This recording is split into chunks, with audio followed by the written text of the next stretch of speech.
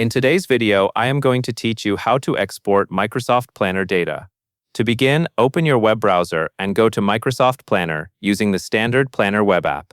Once the page loads, make sure you are signed in to the correct work or school account, since exporting is tied to the plan you have access to. Next, navigate to the specific plan you want to export. You can do this by selecting it from your Planner hub, your recent plans, or the list of plans connected to your groups. When you click the plan name, you should land on the plan board view, where tasks are organized into columns, often called buckets. Take a moment to confirm you are in the right place by checking the plan title at the top. This matters because the export will only include the data from the plan you are currently viewing. Now look toward the upper area of the plan interface for the menu or options area.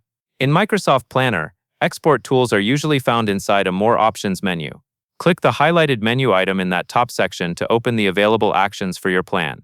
If you do not immediately see it, scan for an icon that indicates more actions, such as 3 dots or a drop-down near the plan name.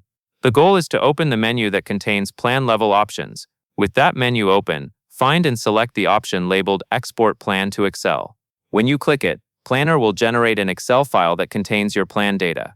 Depending on your browser, the file may download automatically to your default Downloads folder, or you may be prompted to choose where to save it. If your organization uses strict download settings, you may also see a short delay while the file is prepared. After the download finishes, open the Excel file to confirm it exported correctly. You should see your tasks and related details laid out in a spreadsheet format, which is useful for reporting, sharing, or making backups. If the file does not download, try allowing pop-ups or checking your browser download bar for blocked items, then run the export again from the same menu. And that is all there is to it.